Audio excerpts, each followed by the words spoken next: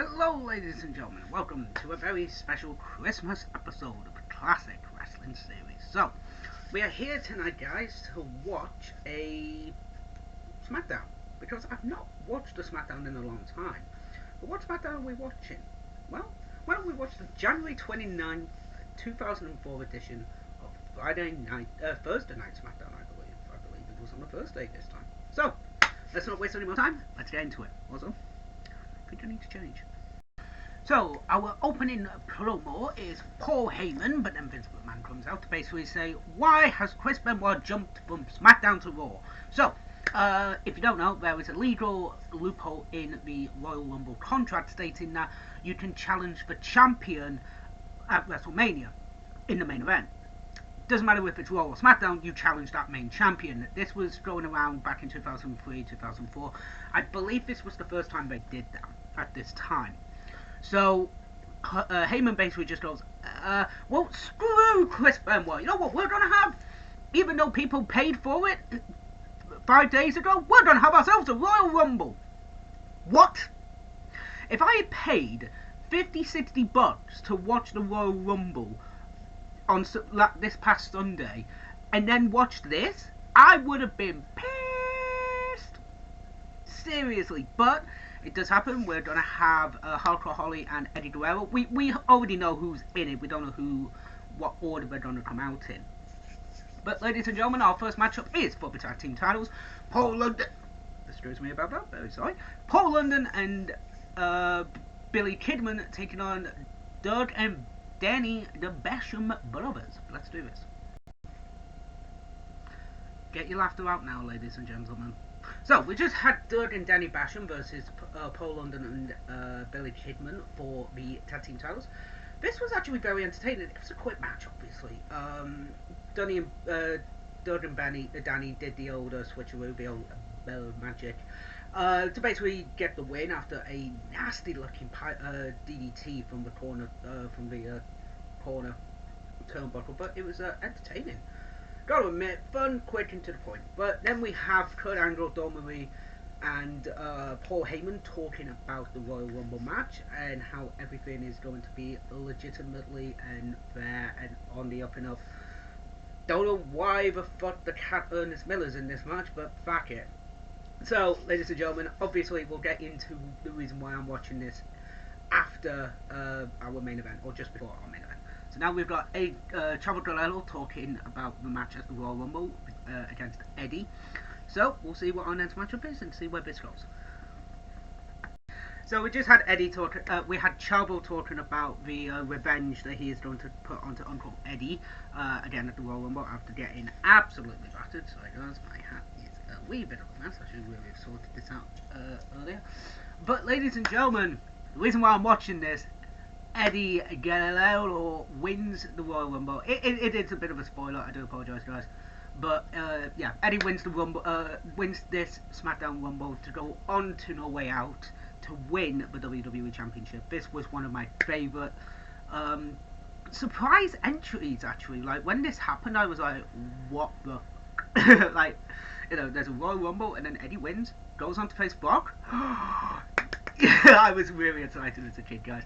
So Eddie comes in and basically just is Eddie. Gets a really good number. I can't remember what number he gets, but we'll see in the main event. And then Ray and Jorge.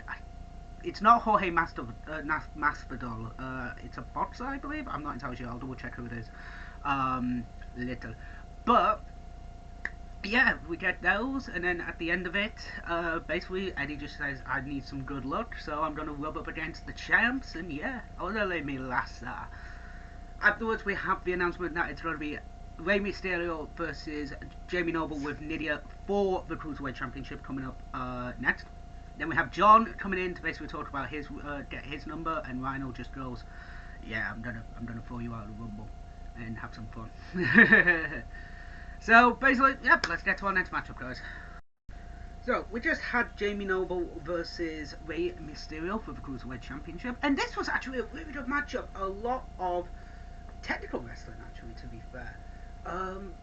This was really good. It was well paced, high octane. The tag team and the Cruiserweight division was cracking second to none on SmackDown during this time. Very entertaining, very well done. And yeah, you know, this match is at the end of where Nydia regains the vision and basically would lead into the match of No Way Out between Nydia and Jamie Noble in the blindfold. But Nydia conceived of Jamie Noble's blindfolded match. I'll leave a link to the last year's, I think it was last year's or the year before's birthday video where I review No Way Out 2004. I'll leave that up here actually. The first video here will be there, and the second one underneath will be my review of Holiday Bash for AEW Dynamite. So we just had Big Show pick his number, and obviously his hand's too big, so Dominic picks his number. And now we have Brock Lesnar talking about the Royal Rumble. So yeah, let's do this. So we just had a promo with the World's Greatest Tag Team, basically saying that they're going to pick the numbers, but then Eddie is attacked in the toilets. Looks like he's not going to be able to make it. Ray is there as well. Chavo Guerrero Jr. and Senior walk in to be like, hey, what's going on? And Ray thinks immediately that Chavo's attacked him. It wouldn't be Chavo at this time. It would actually turn out to be Kurt Angle leading into WrestleMania 20, again, spoiler alerts.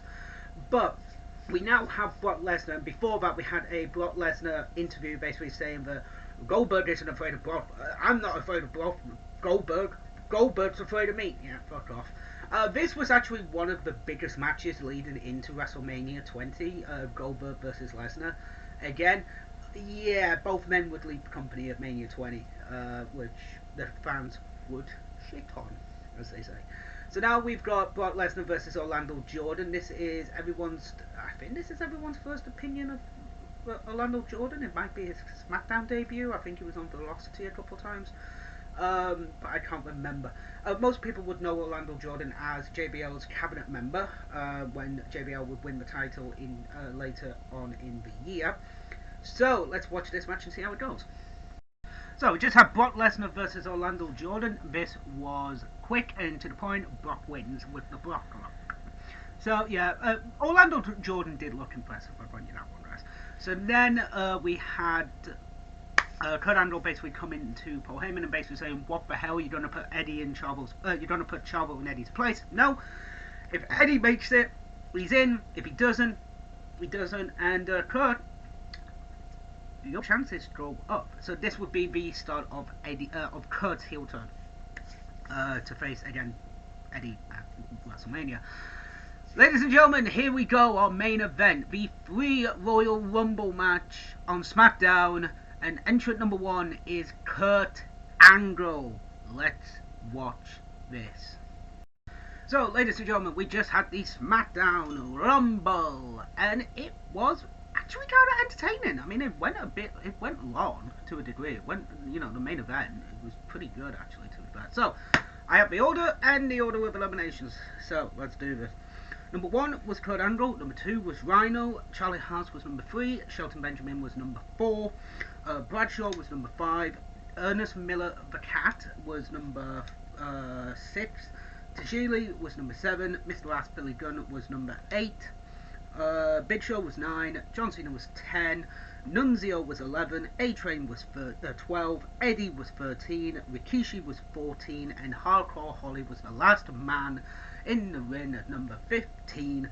And we have the elimination. So number 1 was the Cat by Kurt Angle, number 2 was Tajas by Big Show, number 3 Bradshaw was eliminated by Big Show, number 4 Nunzio was eliminated by John Cena, A-Train was eliminated by Eddie. At some point Rhino was eliminated. I don't know if it was by Hardcore Holly or not, but that would explain and that would lead into the match at No Way Out. So I'm gonna assume that Rhino was eliminated by Hardcore somewhere around number 4 or 5. It was in a commercial break when that happened. John Cena was eliminated by Big Show. Big Show was eliminated by everybody, including John Cena. Charlie Haas was eliminated by Eddie. Shelton was eliminated by Kurt. Hardcore was eliminated by Kurt. Billy Gunn was eliminated by Eddie.